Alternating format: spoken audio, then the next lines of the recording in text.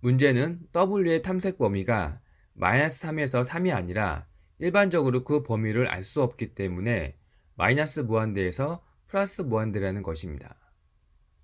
W가 특정 범위 안에 있다고 가정할 수가 없습니다. 이번 문제에서는 찾아야 하는 W가 하나지만 일반적으로 실제 문제에서는 찾아야 하는 W가 몇 개에서 수십만 개 혹은 그 이상도 될 수 있습니다. 예를 들면 주가지수 예측 문제에서는 2개의 W가 필요합니다. 그리고 보스턴 집값 문제에서는 14개의 W가 필요합니다. 이를 해결할 수 있는 아이디어를 찾기 위해 W에 따라 코스트가 어떻게 변하는지 그 경향성을 분석하기 위해 그래프를 그려보겠습니다. 앞에서 계산했던 W가 -3에서 3까지 변할 때 코스트 값을 그래프로 보면 이와 같이 U자 모양을 하고 있습니다. 즉 W에 따른 코스트 함수는 X제곱 그래프와 매우 유사합니다. 그리고 각 지점에서 기울기를 그려보겠습니다. 여기서 기울기는 이와 같고, 여기서 기울기는 이와 같고, 여기서 기울기는 이와 같고, 여기서 기울기는 이와 같고, 여기서 기울기는 이와 같습니다. 위에서부터 보았을 때 기울기의 값이 점점 줄어드는 것을 볼 수 있습니다. 그리고 코스트가 최소일 때 기울기는 0인 것을 알 수 있습니다. 따라서 기울기가 점점 줄어드는 방향으로 계산하고 기울기가 0인 지점을 찾아가는 방법을 생각해 볼 수 있습니다. 동일하게 반대쪽에서 기울기를 계산해도 이처럼 기울기가 줄어듭니다. 이러한 방법으로 기울기를 이용해 최적의 W를 찾아가는 방법을 경사하강법이라고 합니다.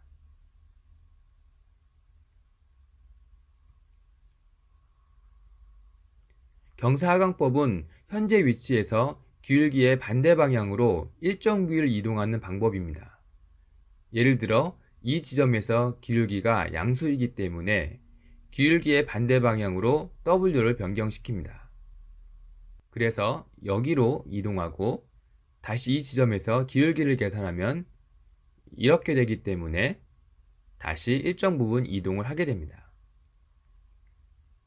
그리고 이 지점에서 기울기가 거의 0이기 때문에 더 이상 W는 변경되지 않고 바로 이 지점이 코스트가 가장 낮은 지점임을 알아낼 수 있습니다. 기울기가 음의 방향일 때도 이 알고리즘은 동작합니다. 이 지점에서 기울기 값은 음수라서 W는 오른쪽으로 일정 부분 이동하고 다시 이 지점에서 역시 기울기가 음수이기 때문에 일정 부분 이동하고 이런 식으로 기울기가 0인 최저점을 찾아갈 수 있습니다. 경사하강법의 핵심은 기울기의 반대 방향으로 이동한다는 것입니다. 우리가 산을 내려갈 때 내리막길을 따라가면 내려갈 수 있는 방법과 매우 유사합니다. 경사하강법을 수식으로 정의하면 이와 같습니다. 이전에 W에 대한 코스트 함수를 이와 같이 정의했는데 여기서는 코스트 함수에 2분의 1을 곱하는데 이는 코스트 함수를 미분했을 때 제곱 부분이 앞으로 나오게 되는데 이 상수값을 제거하기 위한 것입니다. W는 현재 W에서 코스트 함수를 W에 대해서 미분한 값만큼 빼서 업데이트 하는데 여기서 알파 값은 학습률을 의미하고 이는 움직이는 양을 조절하는 상수값입니다. 이 값이 크면 W가 크게 업데이트 되고 작으면 조금씩 업데이트 됩니다. 코스트 함수가 W에 대해서 이차 함수이기 때문에 미분이 가능합니다.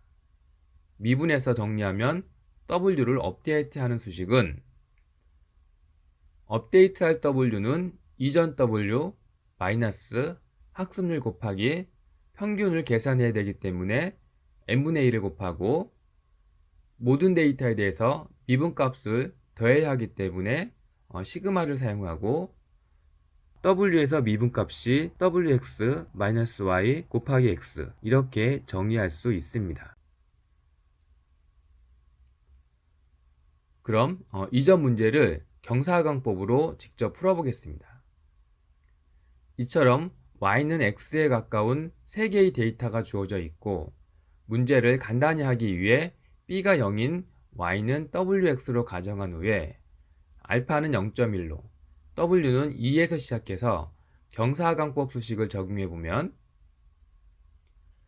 새로운 w는 이전 w 값 2 마이너스 학습률 0.1 곱하기 3개에 대한 평균을 계산하기 위해 3분의 1 첫 번째 데이터 1,1에 대한 미분함수 값 더하기 두 번째 데이터에 대한 미분함수 값 더하기 세 번째 데이터 3,3.4에 대한 미분함수 값 이를 계산하면 세 개 데이터에 대한 미분함수의 평균값이 4.13이 돼서 여기에 0.1을 곱해서 w를 다시 계산하면 1.58이 됩니다.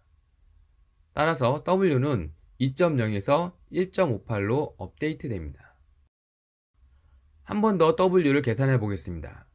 현재 w가 1.58이고 새로운 w는 이전 w 값 1.58 마이너스 학습률 0.1 곱하기 3개에 대한 평균을 계산하기 위해 3분의 1 첫 번째 데이터 1,1에 대한 미분함수 값 플러스 두 번째 데이터 2,2.2에 대한 미분함수 값 플러스 세 번째 데이터 3,3.4에 대한 미분함수 값 이를 계산하면 세 개 데이터에 대한 미분함수의 평균값 2.17이 돼서 여기에 0.1을 곱해서 w를 다시 계산하면 1.36이 됩니다.